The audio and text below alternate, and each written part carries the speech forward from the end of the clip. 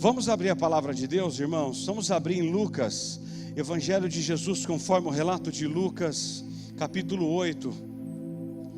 Evangelho de Jesus conforme o relato de Lucas, capítulo 8, a partir do versículo 26. Irmãos, eu sempre quis pregar alguns textos, e eu estou podendo fazer isso agora nesse tempo. Falar sobre um endemoniado nessa manhã. Aguça o ouvido aí, irmão. Interessante, hein? O que nós vamos ouvir aqui hoje. A partir do versículo 26 até o 34. Apesar de expor até o 39, eu vou ler até o versículo 34 para ganharmos um pouco de tempo. Diz assim: Então rumaram para a terra dos Gerazenos ou Gadarenos, fronteira da Galileia. Logo ao desembarcar, veio da cidade ao seu encontro um homem possesso de demônios, que havia muito não se vestia, nem habitava em casa alguma, porém vivia nos sepulcros. E quando viu Jesus, prostrou-se diante dele, exclamando e dizendo em alta voz: Que tenho eu contigo, Jesus, Filho do Deus Altíssimo? Rogo-te que não me atormentes. Porque Jesus ordenara ao espírito imundo que saísse do homem, pois muitas vezes se apoderava dele. E embora procurassem conservá-lo preso com cadeias e grilhões, tudo despedaçava, e era impelido pelo demônio para o deserto. Perguntou-lhe Jesus: Qual o teu nome? Respondeu ele: Legião, porque tinham entrado nele muitos demônios. Rogavam-lhe que não os mandasse sair para o abismo. Ora, andava ali postando no monte uma grande manada de porcos. Rogava-lhe que se permitisse entrar naqueles porcos. E Jesus o permitiu. Tendo os demônios saído do homem, entraram nos porcos. E a manada precipitou-se despenhadeiro abaixo, para dentro do lago, e se afogou. Os porqueiros, vendo o que acontecera, fugiram e foram anunciando-lhe de cidade em cidade pelos campos. Esse texto registra a jornada de Jesus, de um mar agitado para um homem agitado. Humanamente falando, ambos eram indomáveis, tanto o mar como o homem cheio de demônios, mas Jesus subjugou ambos. Depois de uma assombrosa tempestade, Jesus chega num lugar deserto, íngreme e cheio de cavernas. Jesus vai a uma terra gentílica depois de um dia de trabalho exaustivo, depois de uma terrível tempestade, para salvar um homem possesso de demônios. Satanás roubou tudo de precioso que aquele homem possuía: a família, a liberdade, a saúde física e mental, dignidade, paz e decência. Podemos ver nesse texto três forças trabalhando: Satanás, a sociedade e Jesus. Vamos discorrer as três nessa manhã. Irmãos, com a Bíblia aberta no texto, vamos aprender algumas lições. E para mim, esse texto é tão atual, e vocês vão descobrir por quê. A primeira pergunta para nós é: o que Satanás faz pelas pessoas?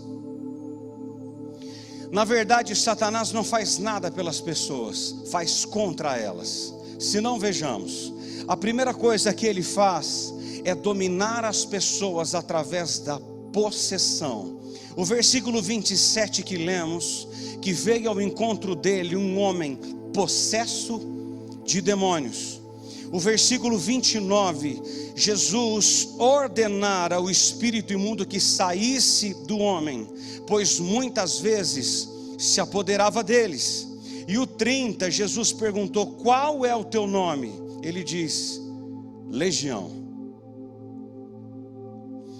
A possessão demoníaca, irmãos, você que está em casa, não é um mito, mas uma triste realidade. Ainda hoje, milhares de pessoas vivem no cabresto de Satanás. Quais eram os sintomas de possessão desse homem? O texto nos ensina pelo menos 3. A primeira está no versículo 27, é que ele tinha dentro de si uma entidade maligna. Esse homem não estava no controle de si mesmo. Ele era um capacho de Satanás, um cavalo dos demônios, um joguete nas mãos dos espíritos assassinos. Quem o controlava eram os demônios. Segundo, diz o versículo 29, que ele manifesta uma força sobre-humana. Diz o versículo 29, que embora procurassem conservá-lo preso com cadeias e grilhões, tudo despedaçava e era impelido pelo demônio para o deserto. Você já pensou procurar acorrentar um homem e a corrente não segurá-lo? A força destruidora que habitava dentro dele não procedia dele, mas dos demônios. Esses espíritos malignos trazia uma força excomunal dentro desse homem, a ponto dele soltar-se de correntes. Terceiro, diz o versículo 28 que ele revelou um conhecimento sobrenatural. Ele diz assim: que tenho eu contigo, Jesus, Filho do Deus Altíssimo? Ele sabia quem era Jesus. Sabia que Jesus é o Filho do Deus Altíssimo e que tem o poder de atormentar os demônios e mandá-los para o abismo. Havia dentro dele uma entidade maligna que manifestava uma força sobre-humana. E terceiro, que conhecia quem era Jesus. A palavra legião, porque tinham entrado muitos demônios dentro dele. Irmãos, legião era uma corporação romana de 6.000 soldados. Assim era o poder diabólico que dominava esse pobre ser humano. Era uma legião, eram muitos. Segundo, o que Satanás faz pelas pessoas, ele arrasta pessoas para a impureza. Diz o versículo 27 que Gadara era uma terra gentílica, onde as pessoas lidavam com animais impuros. E diz o texto paralelo de Marcos 5:2 que o espírito que estava naquele homem era um espírito imundo. Por isso levou-o para um lugar impuro, para o cemitério, para viver no meio de sepulcros. Era onde esse homem vivia.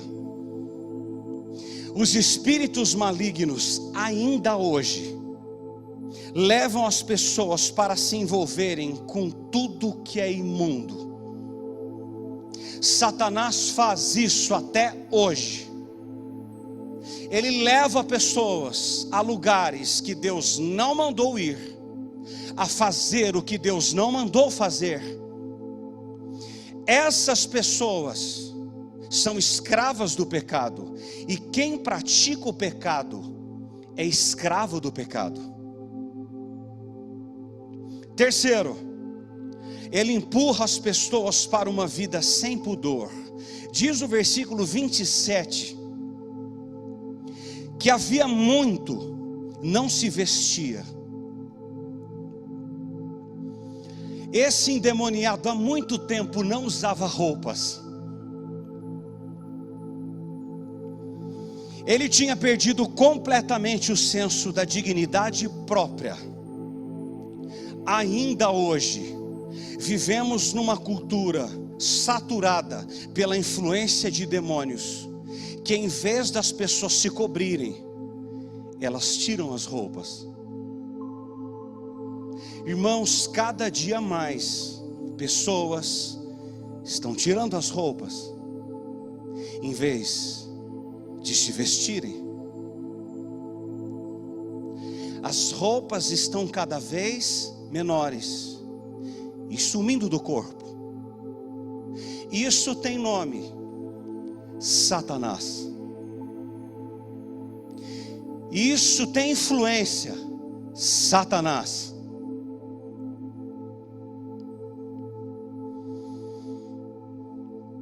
Segundo, se é o que Satanás pode fazer,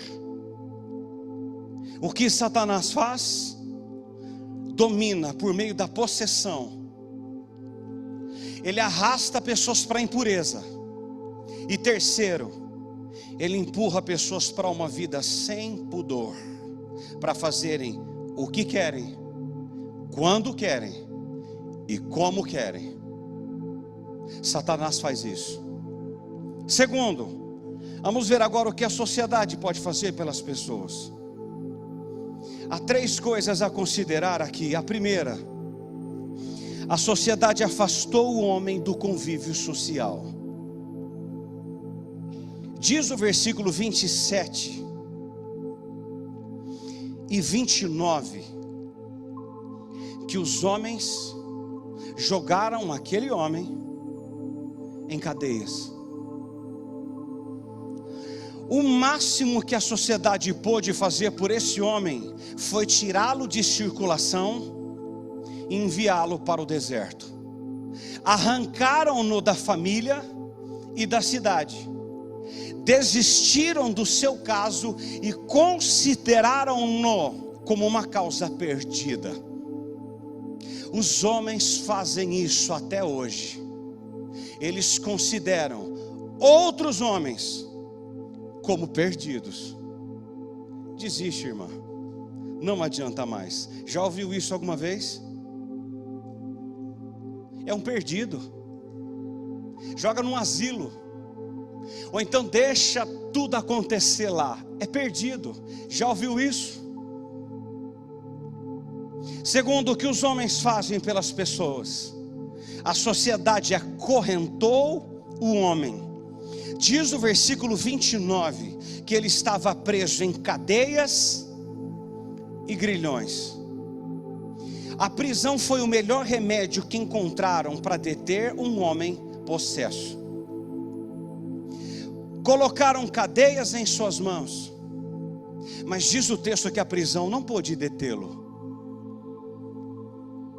As prisões não libertam as pessoas por dentro, e nem as transformam. Pelo contrário, tornam-nas ainda mais violentas. Ainda hoje é mais fácil e mais cômodo lançar pessoas na caverna da morte, do presídio e do desprezo. A sociedade faz isso. Terceiro, diz o versículo 37 que a sociedade deu mais valor aos porcos do que ao homem. Olha o 37, irmãos, isso aqui é muito forte. E pasmem vocês, é para hoje. Nada mudou. Todo o povo da circunvizinhança dos gadarenos rogou-lhe que se retirasse deles, pois estavam possuídos de grande medo. A sociedade de Gadara não apenas rejeitou aquele homem na sua desventura, mas também não o valorizou depois da cura e da libertação. Eles expulsaram Jesus de sua terra e ainda amaram mais aos porcos do que a Deus. Escute isso em nome de Jesus. Há pessoas hoje que amam mais animais do que a Deus e as pessoas. Há muitos da sociedade que amam coisas do que a Deus e as outras pessoas.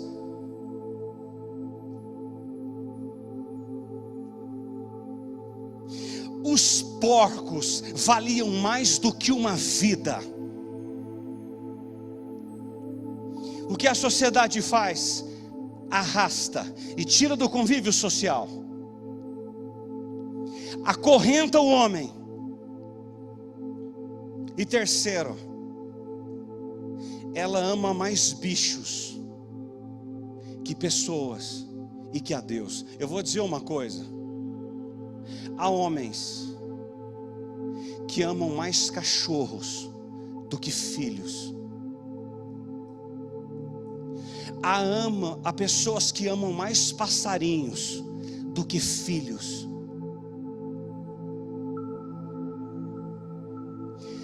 Há pessoas que amam mais coisas do que pessoas.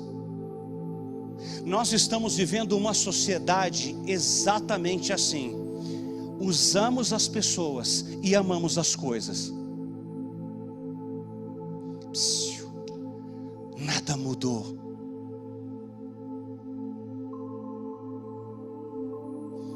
Terceiro, vamos ver agora o que Jesus faz pelas pessoas. Irmãos, esse texto é maravilhoso. Há 3 coisas que Jesus fez.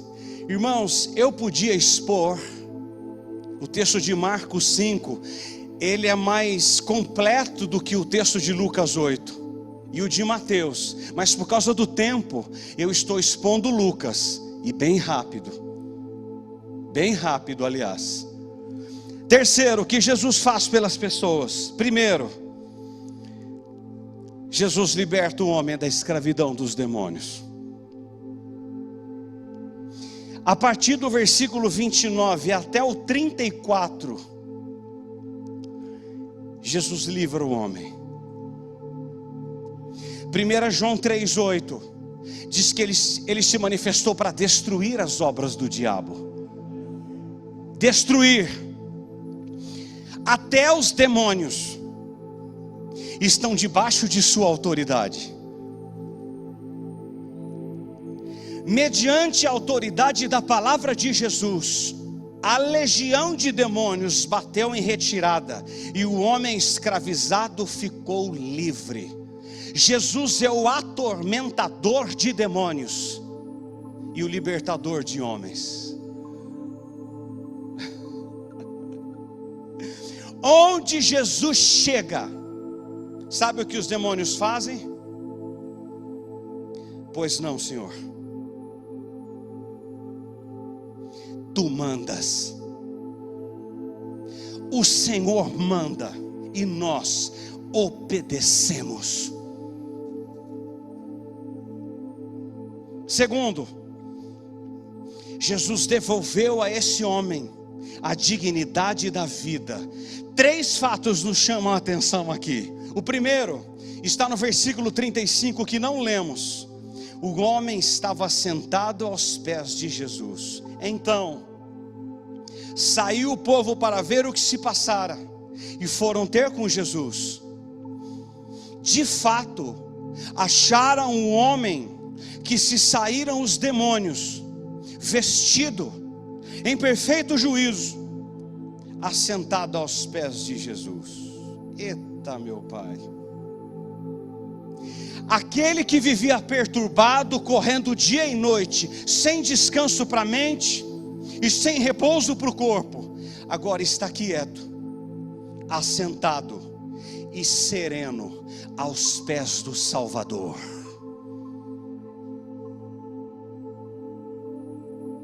Segundo, diz o versículo 35 que o homem estava vestido.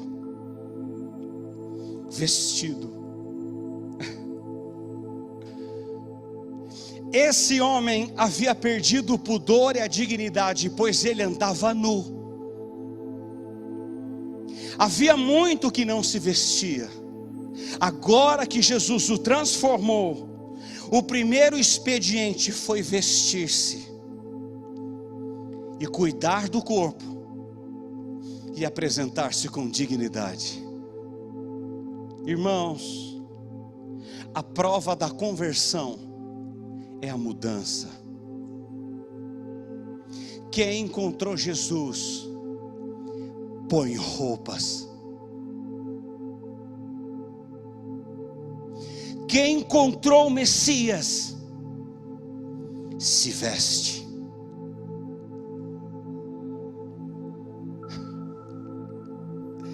A conversão sempre toca nos pontos nevrálgicos. Sempre toca. Sempre. Terceiro, diz o versículo 35 que o homem estava em juízo perfeito. É Jesus. Juízo perfeito. Jesus restituiu àquele homem a sua sanidade mental. A diferença entre sanidade e santidade é apenas uma letra. A letra T é o símbolo da cruz de Cristo. Quem encontrou, Jesus muda. Aqui e aqui. Aqui muda. O homem agora estava em juízo perfeito. Irmãos, onde Jesus chega, Ele restaura mente, corpo e alma. Jesus continua transformando monstros em homens santos, escravos de Satanás em livres.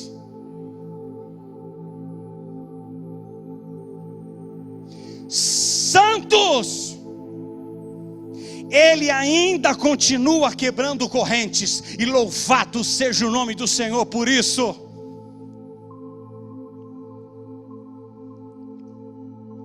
Terceiro, o que Jesus faz? Olha o versículo 39. Dá a esse homem uma missão gloriosa. Volta para casa e conta aos teus tudo quanto que Deus fez por ti. Jesus envia esse homem como missionário para sua casa, para ser um testemunho em sua terra. Ele que espalhara medo e pavor, agora anuncia as boas novas da salvação. Antes era um problema para a família, agora seria uma bênção. Uma bênção. Jesus revela a ele que o testemunho precisa começar dentro da sua própria casa. Sua família precisa ver a transformação que Jesus operou em sua vida. Vai para casa. Vai para casa. Porque a obra começa de lá e não fora de lá. A primeira obra começa com seus filhos, com seu cônjuge, e não com os que estão fora. Jesus diz: dê o testemunho dentro. Caiu a ficha? Dentro.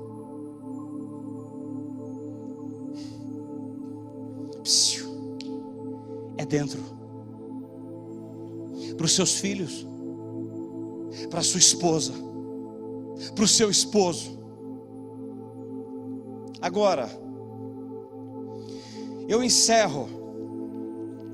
Esse texto registra 3 pedidos.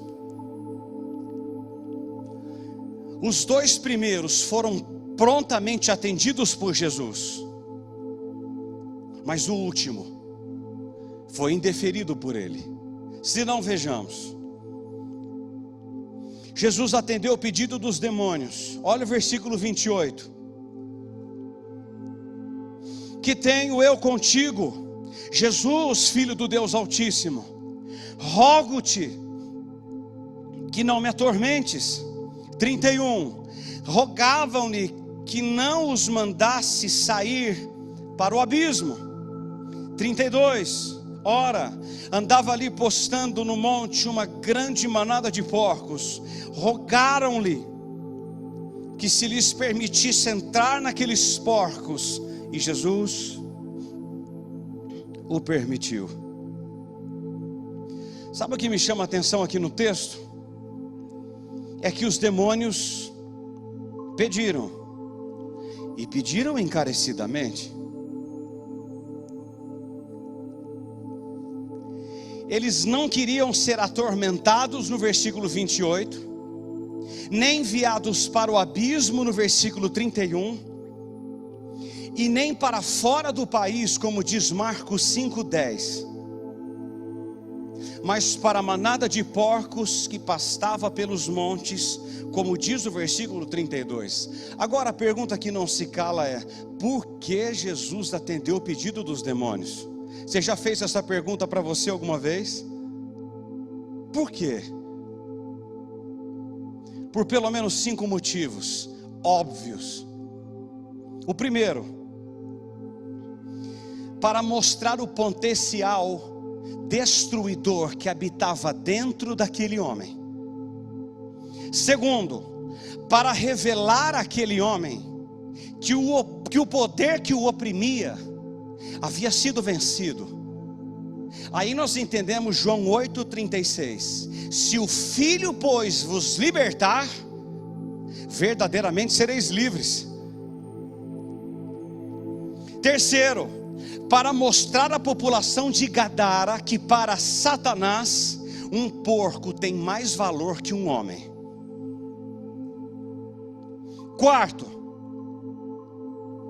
para revelar a escala de valores dos gadarenos. Eles amavam mais os porcos do que a Deus e ao próximo. E quinto, para mostrar que os demônios continuam debaixo da total autoridade de Jesus. Total. Pastor Eloy já deve ter expulsado muitos demônios, não, pastor? O que o pastor fez? Sai, bem quieto assim, sai, em nome de Jesus. Não houve show, não houve interrogatório, não houve água para os demônios beber, não. Sai, em nome de Jesus. O nome de Jesus, o inferno treme e os demônios obedecem. O segundo pedido, Jesus atendeu o pedido dos gadarenos. Olha o versículo 37. Todo o povo da circunvizinhança dos Gerazenos rogou-lhe que se retirasse dele, pois estavam possuídos de grande medo. E Jesus, tomando de novo o barco, voltou. Os gadarenos expulsaram Jesus de sua terra. Eles amavam mais os porcos do que a Jesus. O Deus dos gadarenos tinha nome: Mamon, dinheiro. Eles amavam mais o dinheiro dos porcos que eles haviam perdido do que a Jesus e ao homem. O mais interessante é que Jesus sai sem contestar. Ele pega o barco e sai, mostrando para nós que esta é a terrível cegueira materialista que nos cercam. Pessoas continuam preocupadas mais com bens do que com pessoas. Elas continuam mais preocupadas com aquilo que elas vão perder do que com uma alma. Irmãos, vocês acham isso aqui para nós hoje ou não? Mas eu vou perder. Mas e para eu ganhar de novo? Irmão, é uma alma. E terceiro, Jesus indeferiu o pedido do gadareno salvo. Olha o 38. O homem de quem tinha saído os demônios rogou-lhe que o deixasse estar com ele. Jesus, porém, o despediu, dizendo: volta para tua casa e conta aos teus tudo o que Deus fez por ti. Então foi ele anunciando por toda a cidade, as coisas que Jesus havia feito por ele.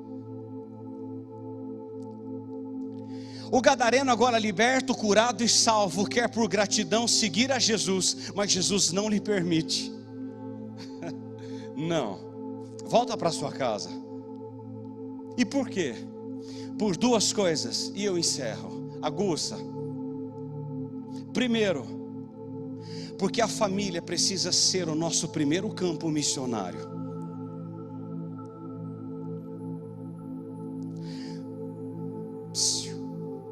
Escute, você que está em casa, escuta, atente-se. Não estamos credenciados a pregar para os de fora, se ainda não testemunhamos para a nossa própria família.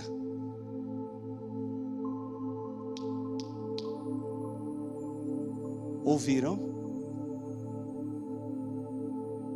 Jesus diz: vai para a sua casa, porque eles sabiam quem você era, eles testemunhavam a vida que você vivia.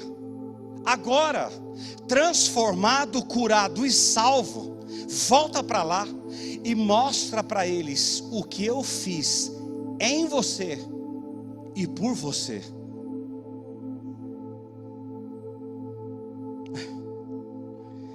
Marcos 5:20 diz que ele não prega só para a sua família, mas também para toda a região de Decápolis.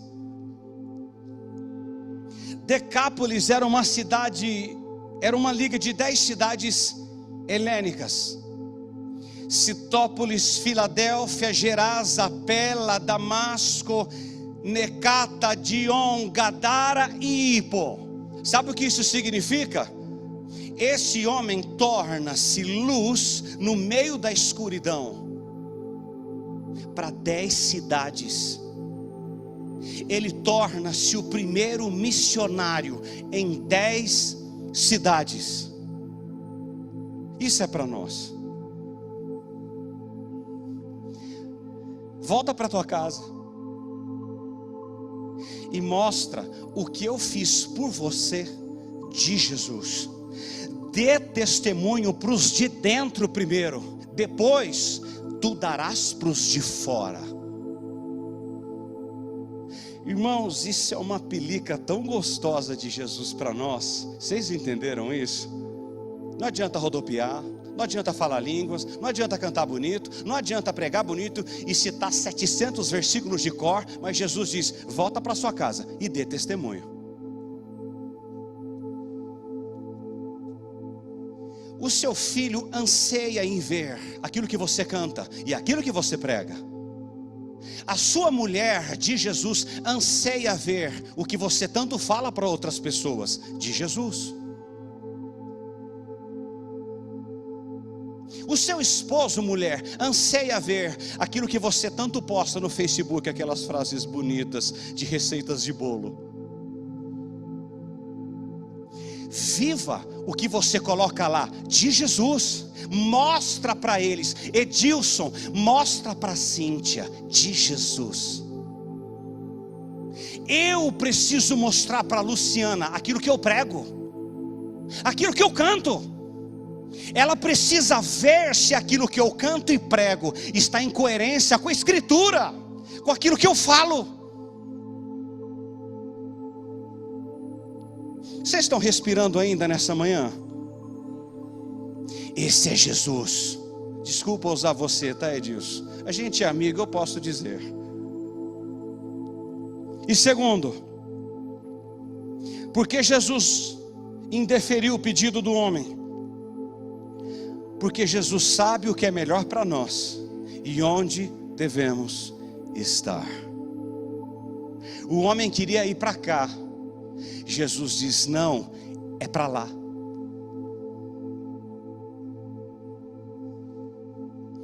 Que coisa forte. Eu acho que vocês não entenderam, senão vocês teriam dado um glória aqui.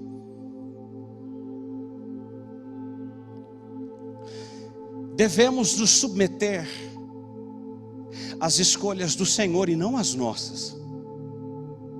Quantas vezes você quer ir para um lugar e Jesus diz: é para lá, santo, santa, é para lá. Quantas vezes eu quero fazer uma coisa e Jesus entra e diz: não, é para trás, é para trás, recue. Não, é para frente. Ó, dá um passo para o lado, é para cá. Não, é para cá agora. Irmãos, nós não sabemos o que é bom para nós.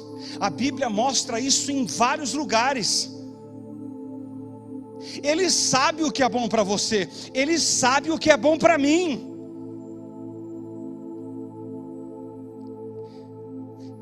Jesus saiu de Gadara, mas o homem permaneceu lá, dando um testemunho vivo do que Deus havia feito nele.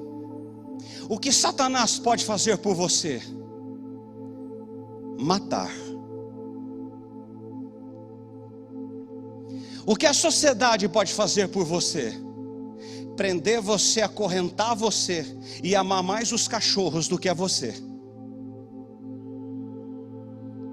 O que Jesus pode fazer por você?